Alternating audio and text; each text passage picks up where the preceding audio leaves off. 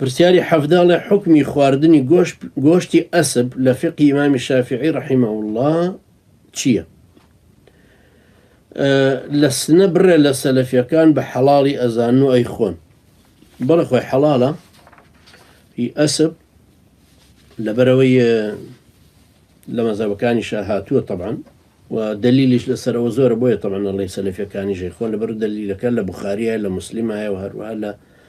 لو أني تري شاهي الرواية كان جوازا ديش الرواية كان لجابري كر عبد الله روايتي كردوه خواليان رازي بهردو كان صحابا خوي باوكي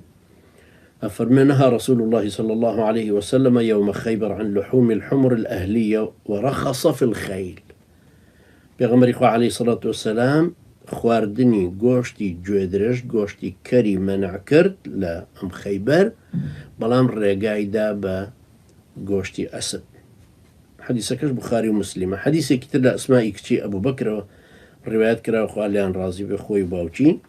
أفرمي نحرنا على عهد النبي صلى الله عليه وسلم فرسا فأكلناه لزماني بيغمر إخوائي عليه الصلاة والسلام استريك مان سر بريو خوارد مان أفرمي وحديثي بخاري ومسلم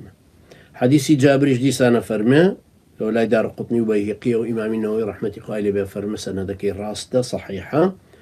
أفرمي سافرنا مع رسول الله صلى الله عليه وسلم وكنا نأكل لحم الخيل ونشرب ألبانها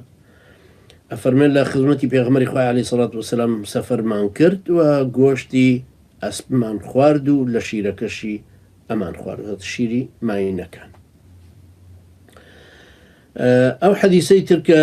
طبعا حنفي كان أو أن لسي مذهب كيترا حلالة وبراش بر إشارتي بهذا وكلا مذهب الشافعي الراس إمام مالك والشافعي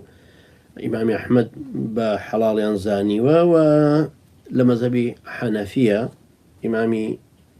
أبو حنيفة خوي أجنا محمد يكري حسين الشيباني إمامي أبو يوسف هروكو رأي جمهورك الآن حلالة بلام آن فرميانك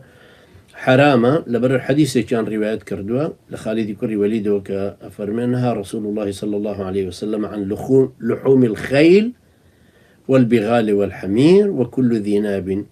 ذي ناب من السباع حديثك أبو داود ونسائي بن ماجه الروايات عن كردوة بلام حديثك ضعيفة هروكو شيخي ألباني رحمة الله بالله